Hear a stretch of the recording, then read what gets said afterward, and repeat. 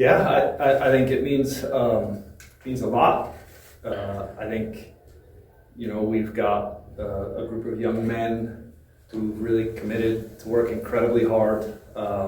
We've got staff, assistant coaches, support staff that have worked incredibly hard, and I think it's something where you get a lot of motivation and a lot of validation from that, and it feels good. It feels really good. What would you say was the biggest key in helping this team earn the success this far this season? Well, I think honestly it's their commitment level, and the players. They're an incredibly determined group, a very mature group, and the amount of work that they were willing to put in, and a lot of that started well before the coaches got involved. And I think there was a commitment, unlike any other year, for them to step up, the leadership group to step up, and to come into this fall season more prepared than they've ever been. And they had to do it on their own because of the way that it works. In the summer, we don't get to coach them, we don't get to work with them, but they made the commitment to come back for Summer B and really put in the effort and the work. And we got off to a really good start in that first game against Clemson, and it was in large part because of what they had done, and there was some momentum in that. Going into this season, how good did you think this team was? Yeah, I think we had a feeling that there was this different level of maturity to the group and different level of leadership. And so we felt like, okay, we potentially have something here, but you don't know, of course, how it all is going to come together. How you're going to do when things don't go the way you plan. And, what we found is that we have an incredibly solid group of human beings. I think it starts with their who they are as people. And I think that set the tone for us to be able to deal with the highs and the lows, and to take that in stride and to just commit to getting better every single day. I know it sounds a little cliche, but literally just no matter what was happening, we just committed every day to put in the work, and they committed, the players. Was there a specific moment where you had a realization that this had a chance to be a really special team? I don't know that you can point to one moment. Obviously early on we had a big win at Clemson. Incredibly difficult place to play, great crowd, top team. They're still in the top 10. I believe they're in the top 10 right now.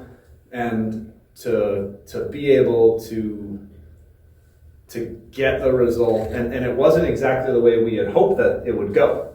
Clemson had more control of the game than we had hoped. We had to do some things that we typically don't do, but just the commitment of that group. So I think there were I think the best way to put it is there were early signs that we had a team that could get results against top teams and be able to compete at a very high level. What does it say about your team as you've raised your level as the competition's obviously raised? You have West Virginia and Marshall both in your conference, both in the top 6. Yeah, I think, it's about mentality. I think the group's hungry, that they have been hungry, and so everybody's different, every team's different how they approach it, but when we had a big game like that, I think there was a lot of motivation and a lot of belief. There was a lot of belief in each other, and then you get into an opportunity to play a top team, and they've got something you want, right? They have the RPI points. They have 3 points if it's a conference team. They have the respect of the overall coaching group, right? When they're ranked, and our guys wanted to have that too, and they've worked really hard for it. The Big 12 obviously doesn't sponsor men's soccer, so you had to go looking for another league when UCF's leaving the American. You're talking about the Sun Belt. How much does that help you just being in a league like that? I think maybe people who just kind of fall for maybe don't understand, but the Sun Belt is a really good men's soccer league. Yeah, I think the Sun Belt made a lot of sense.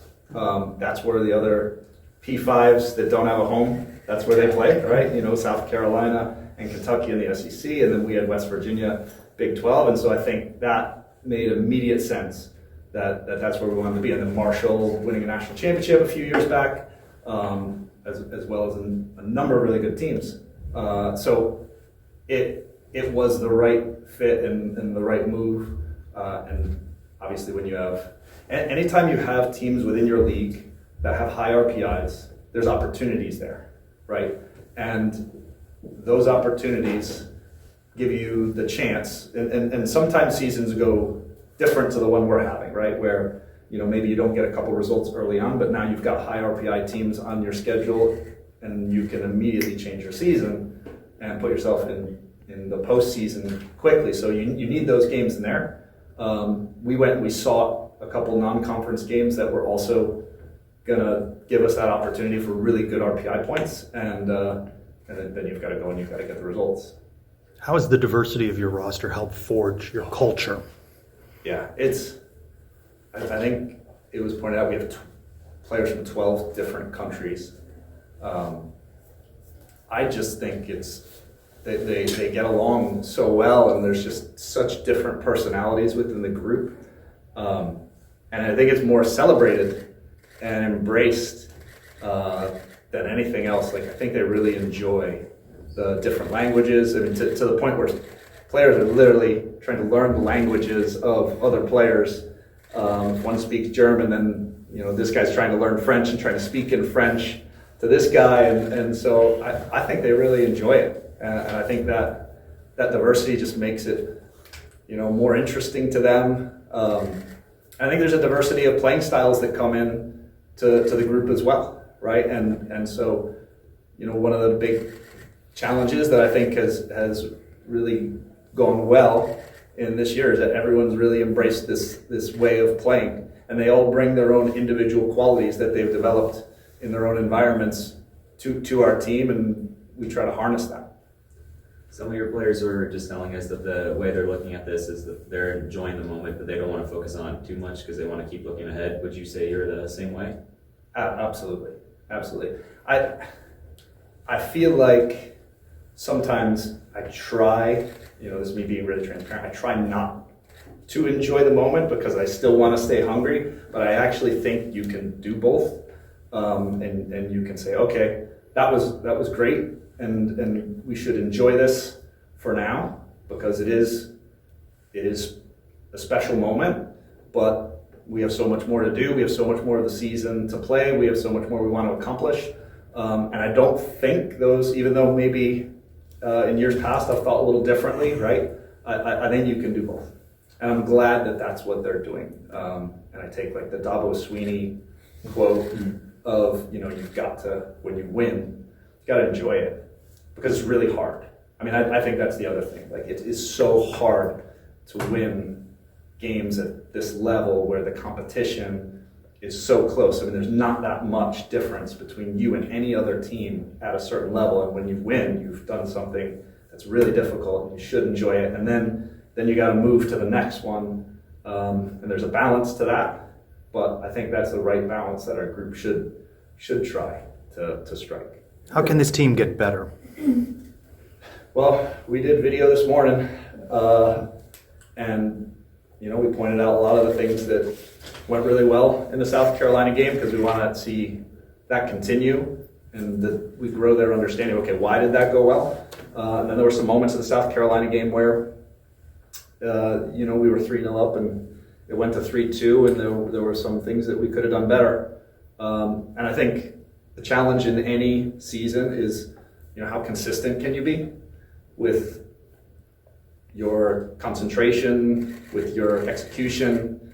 And I think that's probably the biggest thing for us is, okay, how can we learn from, and this has been the process all along, whether we win or whether we lose, how do you look at that video? How do you understand, okay, what are the decisions that we made? Were those the right decisions? What can we get better? In that game, I would say keeping focus and concentration. And maybe we lost a little bit of maintaining the right positioning of our back line. And there were moments where we could have been in different positions, read things a little sooner, especially on direct play, and been able to then avoid the end of that game, which was which is pretty chaotic. What's the challenge of not having Wanby now for the next match? Well, I think, familiarity, right? Like the back line knows how to play with Wanby. They have a lot of confidence with that group. And so now there's a younger player in there in Luciano. And, he's going to probably have a little bit of nerves that he's got to overcome in that first game, but he's been with us now 2 years. He's an excellent goalkeeper. He's also got great feet like Wanby, so we should be able to play the same way or in a really similar way to how we usually do, where we use the goalkeeper in the build-up. And I think they just right away in that game, he's got to get a couple touches and feel some confidence and get into that game. And I think if he does that, he's going to settle in just fine. He's an excellent goalkeeper. To be at this point where you are right now, who are maybe a player or two that has been really important for this run and for you personally just kind of building this program up? Yeah, I would tell you I don't even hesitate. I go to a couple guys that maybe don't get quite the same attention because they're not on the stat sheet in the same way. But you look at Robbie Sorenellis and anybody that's watched us play, it's the most amazing thing. You'll see him up on the left, like closing a player down, the ball switch, and it'll get forward, and somehow he's back in the middle or making the tackle on the other side. So just his work rate, his tenacity, how he's helped control the midfield. AJ Seals, just great to have AJ. He's a leader, he's a winner, he competes at a really high level. He's been so good. And those guys have controlled the middle really well. And then I go to Zane as well. And Zane's a guy, you need a little personality within the group in terms of like a vocal leader, a guy that brings passion and emotion. And I think those three guys, I think they've done a great job this year. And they're all fifth-year guys. They're all guys that have been in college soccer and understand it and are resilient enough to deal with the demands of it. They've been great. How much has your phone blown up since that number one announcement came out? I've gotten a few texts and a few phone calls, which is great. And it obviously feels good to get that praise from my friends especially and my family. So it's been good. But now you're the hunted and not the hunters. I know. I thought we were number 2. I thought, okay, we're hunted. I think we got comfortable with that. And now you're number 1. That feels a little bit different. So yeah, I think there's always now a target on our back. And I think the best thing to do is you just focus on, okay, what do we have to do in the game to really be successful? What are the things that each individual player has to do to be successful, and not let your mind wander too much you're not defending anything, right? And if you have that mindset that you're protecting something, you're protecting a ranking or whatever, if you construct that as a motivation, I don't think that's going to get you where you want to go. I think you need to go and get 3 points in your next game. And I think when you have that, and I don't think very much about the rankings because I'm always trying to think, okay, how can we try to get better? I think that's how our staff's wired. I think that's how our players are wired. We'll enjoy it for a little bit and then okay, let's get back to work. In the Sun Belt Championship, is it the top 2 seeds host? Is that right? I'm going to say yes. Okay, so do you know what you need to do to lock that up? I don't. Win on Friday. Okay, I'll see will help. Because I think Marshall is 5-2, right? Yeah, I'm looking at the standings. Yeah, they're 5-2. And then I'm going to say West Virginia's got 3 ties. Yeah. I'm really bad with math with this stuff. So yeah. I know if we win, we're just keep winning. Just keep winning. Just how important? You got one more regular. For sure, you've got one more home game on Halloween night, right? Yeah. So I mean, what do you want to say to the fans and the student body? Maybe kind of delay their trick or treating plans a couple hours. How important is it to get a big crowd on that? Oh, it would be so great. Wear your costume, right? Come out. I'll try to bring some candy for the kids. I would just say, because I know my kids want to trick or treat. I got 3, and they want to dress up and they want to do their thing. So I think they're going to do it early, and then they're going to come to the game. So whether you can get there on time, whether you can get there at halftime, whatever. I think it's going to be a great game. JMU's an excellent team. They've been in the top 20 for a lot of the season. It's very likely that game's consequential for both teams. So I think it's going to be a good one. So hopefully we get a good crowd. How would you describe the fan support overall throughout the year? I think it's been great. I've been really excited to see the crowds. I think the crowds have gotten bigger and bigger each time. I do know we have a lot of support in the community. My 3 kids play in the local club. Paul, the associate head coach, his kids play in the local club. So, we're really connected with the local clubs. There's actually a lot of UCF alums that are coaches within the local clubs, which is nice. So we get a lot of traction from those guys, a lot of support. And then the student body has come out really well too. So hopefully that continues. We keep winning and providing some excitement, and hopefully they keep coming. Is there any parallel? I mean, I think you arrived at UCF around the time Orlando City was joining MLS. Is there some parallel within the community of just more awareness of soccer, and has that kind of bled over and helped maybe fans supporting your program as well? I think so. I mean, Terry talks about it. Our administration talks about it, that this is a city that really embraces soccer, and I think and there's so many kids playing locally, just all around, that we if all of them came. I was talking with the director of FKK, and he was literally saying, if we actually brought everybody, they couldn't fit in the stadium at this point. Like, they have so many players, and that's just up the road. So I do think the support we've gotten, it is because there's so many people that love soccer in this area, and then we're connected to a lot of those local communities that support soccer. You said you're not focused on, holding on to a ranking, but are you maybe thinking on winning it all this year now? I think when we sit down at the beginning of the year, we put 3 goals out. And it's okay, we want to win the regular season. That's a goal. We want to then win the playoffs, and we want to win a national championship. And those are always the 3 goals. And we say it at the beginning of the year, and then we don't really talk about it again. And then we just literally move on to, okay, then how do we, all right, this is where we're at, and this is how we get better. But I think there's that, I think if you focus on that, it's just too big of an idea to think about it. It doesn't get you any closer. But yeah, that's one of our goals. That's always the first goal. How do we win our league? Will you be dressed up for your game on Monday? I thought about it. I was literally looking online, and I was looking for like Jedi cloaks and things like that. And my kids, actually, we were talking about our costumes, but I think I will be dressed up as a soccer coach. Love it. Great idea. Yeah, for sure. Everybody was happy to be number 1. We knew at the end of the game that Marshall had lost, and we were very happy. Everybody was proud. But at the same time, everybody was just saying, job's not done. As Anderson said, everybody just want to get back to Orlando and train the next day, get everything ready for the next game. What's this journey been like for you to now get to this point?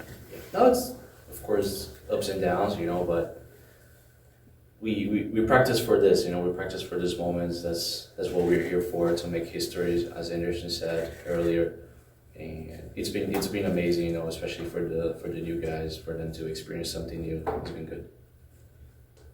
As a team, you have 10 goals in your last 3 games. What's really been the onset for the attacking prowess? Well, the whole attack, I think, has been doing very well. It's not just me there. It's Saku, it's Clarence, it's Baum. It's the other guys coming up. I think having that balance, not just one guy scoring, but the other guy scoring. I think that's what makes a great team. How proud are you of the defense, though, that market improvement season over season defensively? For sure.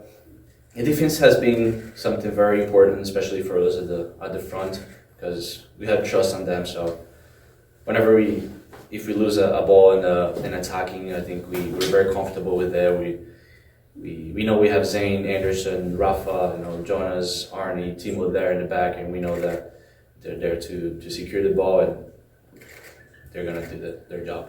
What would you say do you think is the biggest key to getting you guys the success you've had so far this season?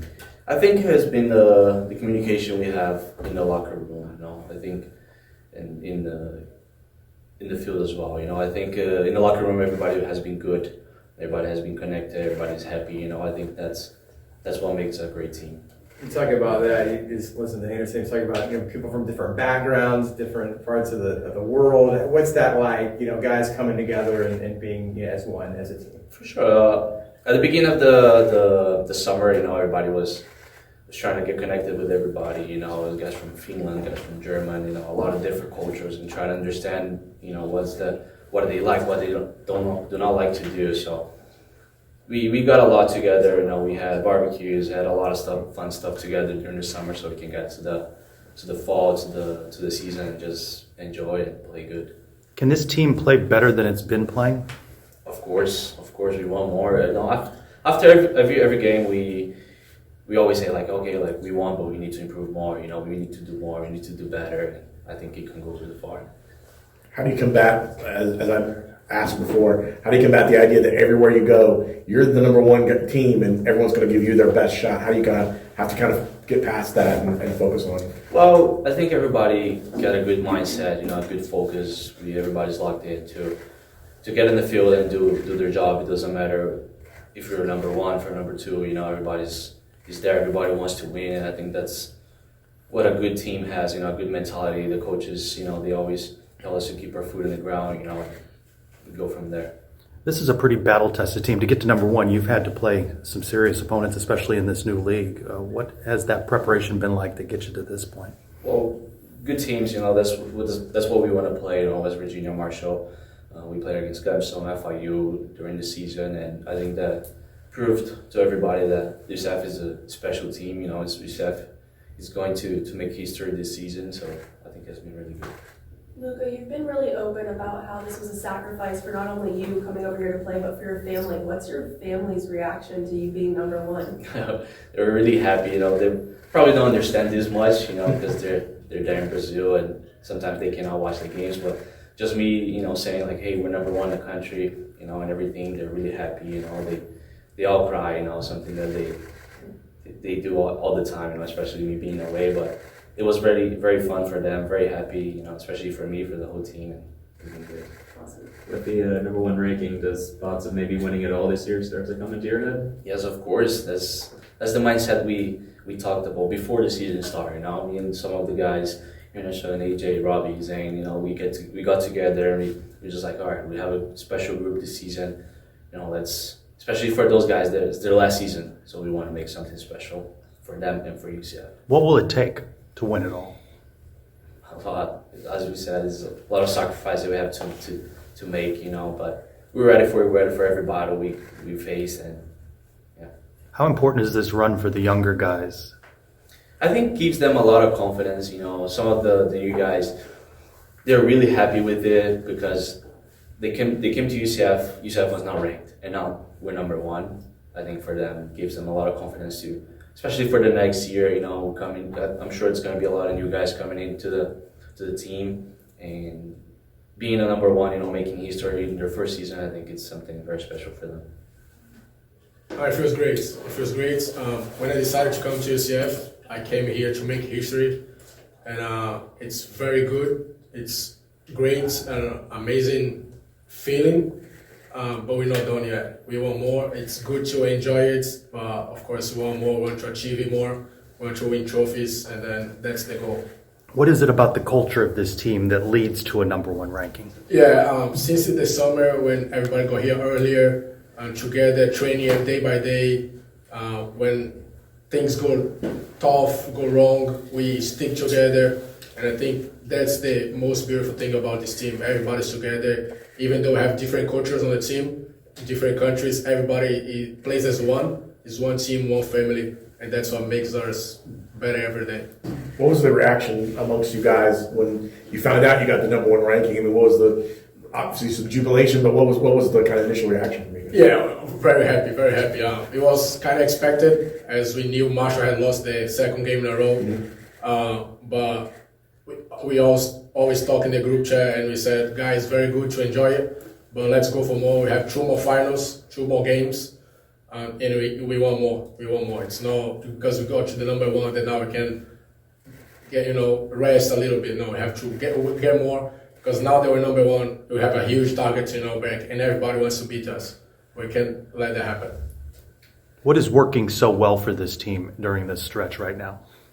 As I said, we have a huge family, and then everybody is willing to work. When things go wrong, as I said, when people get the people on the bench or the starters are always giving 100%. If we start a game, we always talk to only leave when you are exhausted, and people on the bench have to be ready to make difference. And that's it's really worked for us. You talked about different cultures coming together. Obviously, you're Brazilian. How was that process at the start of coming together as a team? I think at the beginning it's always a little bit difficult to get used to everybody, but as I said, when we are willing to work together, we want to be number one. It's not just something that happens. We want to be there. So we leave your ego aside and are ready to work with each other. And then that's the most beautiful thing about football. Everybody working together, different cultures, different places to go, but just one family. Obviously, coming into the season, you have a good team, but was there a moment early on where you knew this could be a special team, a special season?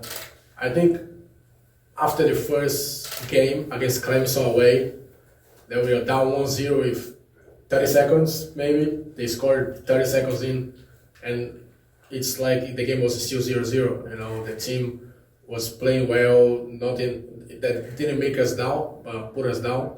So we kept going, and after the game, the feeling of beating Clemson 2-1 away, that just made us believe more that we could achieve great things this year. You talk about that target on your back. How do you kind of prevent that from becoming a distraction? Being the number one team, everywhere you go, your opponents are going to come at you because they know you're the best in the country. It's great. I love that feeling. I love to, at the beginning of the season, I had an interview and I said that we love to be the team to beat. So everybody wants to beat us now. We just have to keep working even harder and want more than the other teams, because other teams want to beat us, and you have to want even more to beat them. How does Coach Calabrese and the staff push you to make you better? Myself or the whole team? You and the team. Yeah, it's day by day, getting to work. Even though when we are tired, we have to give 100%, 110. And then, as I said, the team as a one, and Coach Calabrese does a great job of pushing us to our limits every day. So, what's your mindset heading into these next two games, and what can fans expect to see from this team? Two more finals. Day by day, we're thinking 100% in Georgia State now, and then go to the game and win it. That's our mentality right now. We don't think ahead of ourselves, and then that's it. You don't want to think ahead, but how far could this team go this season? Far. Very far. Win it all? Yeah, why not? What's it like to have a goalkeeper like Juan V behind you? Obviously, you as a defender, having someone so consistent. Yeah, Juan V is, first of all, a great person. That's what matters the most, a great person off the field. And then when it comes to the field, his presence, his voice in the back makes us believe that we have someone in the back that we can trust.